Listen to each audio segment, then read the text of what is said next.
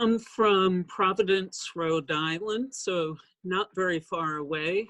Um, Went to a really amazing all-girls school, a Quaker school that was very much ahead of its time in terms of acceptance of difference.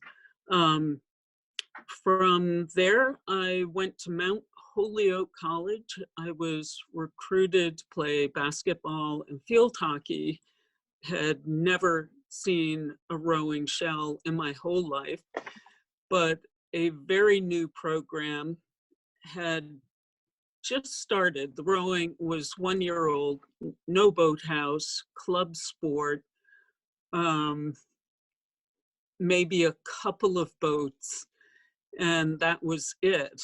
But some fellow freshmen in my dorm who had never done sports had heard about it, so they knew they didn't have to be good. They would learn how to do it and wanted company. So I joined them and fell in love with it. It was something about it that really captured me at the time.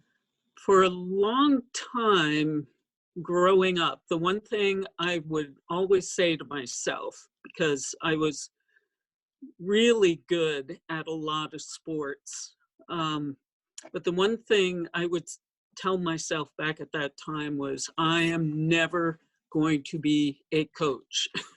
Part of it was the stereotype of the time that meant there was a lack of intelligence. You know, there was this dichotomized view of it.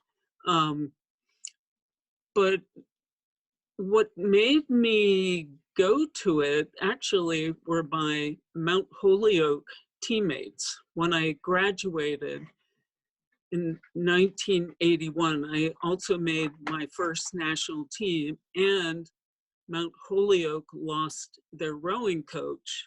So I was asked by my former teammates, would I consider coaching the team, even though I had no experience whatsoever. And plus, my big question to them was, are you going to be comfortable with me being very close in age? And everyone said, no, please, please. And so I started. And that was the reason why. And I fell in love with coaching as well. The experience of being an Olympic and national team athlete was so unexpected, having started a sport really my sophomore year. And I was extremely quiet and would never ask for help. But someone on the team had rowed before and one day said, you are absurdly strong. You should look into being on the national team. And that required me to really get out of myself and make phone calls, which was a lot for me to do, being such an introvert. And eventually figured out what would have to happen. And being from a team that was 2 years old, nobody knew about the program and really discouraged me from trying out.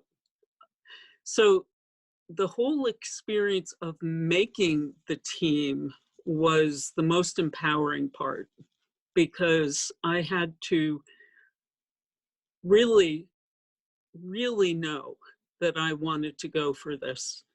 And once I was on the teams, it was a whole other experience about being the absolute best you can be. And for me, having to really overcome a lot of lack of confidence, and to really let the love of rowing and the commitment to it take the place of any other doubts that I had.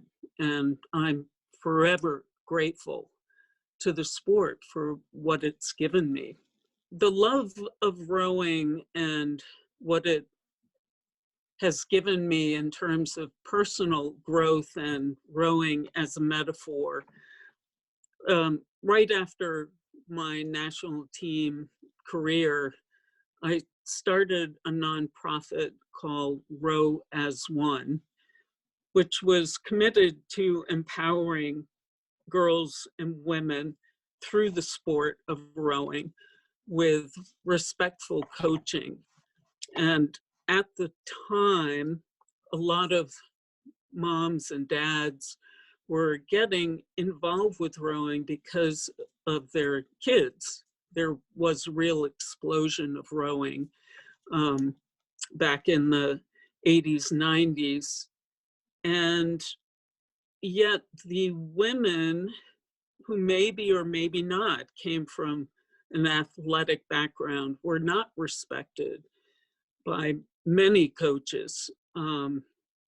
Where there were community programs popping up, they felt impatient that these women were masquerading as athletes and that that was disrespectful to the sport and all this kind of stuff.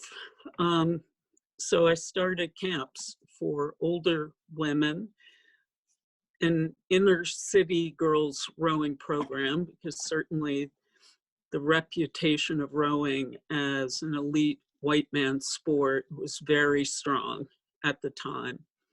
And programs for breast cancer survivors. And I think what I'm most proud of is creating the nonprofit and once again getting through my self-doubts and trusting how powerful the experience of rowing is, and to go ahead and create that so that more people could be empowered in the ways that so many of us have been by the sport. So I'm very proud of that vision and following through in spite of myself. What I enjoy most about coaching and having rowing in my life and being at MIT are the student athletes, MIT student athletes. MIT students are visionary, and the scope of their ability to think and create and foster relationships that can build new ideas, solutions, just the innovation is exciting to me. And there's a selflessness about MIT athletes and students in general. One time I asked, when I first got here, I talked to an MIT student and asked them about who they were, and they never said I. They always answered we, because everything that person was doing was a collaborative effort. And obviously a belief that more than one mind can accomplish a lot more together. And I admire that. I'm not a math or science person. I failed in that area, but I am visionary as well. And I really admire that in the students and all of it at MIT. I think the most extraordinary experience for me during this COVID time has been being on our department's diversity, equity, and inclusion committee.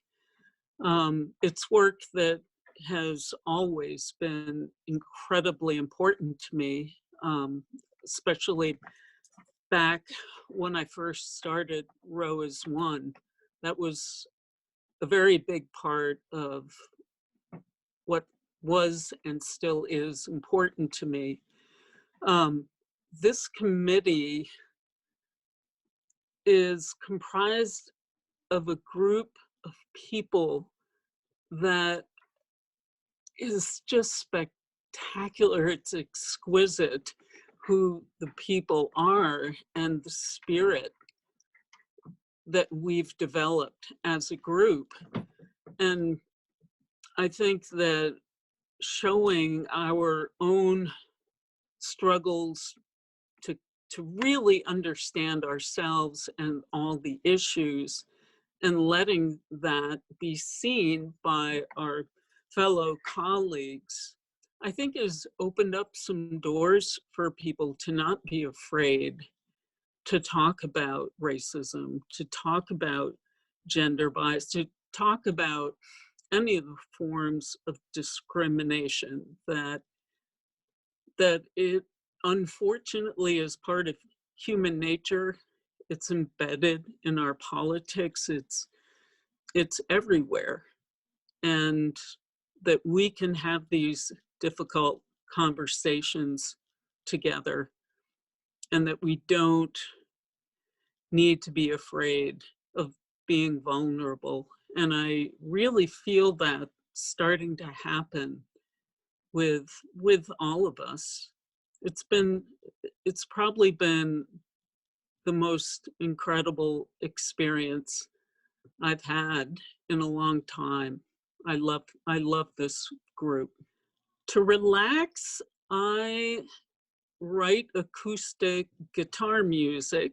I've been playing since I was 10. Music is huge in my life, and writing. I've kept journals since I was 16 and have been a part of a writing group for a little over 10 years, working on craft and working on a memoir. And I love those. It really is the combination of coaching, music, and writing that they're like my pals. We're a tight-knit group.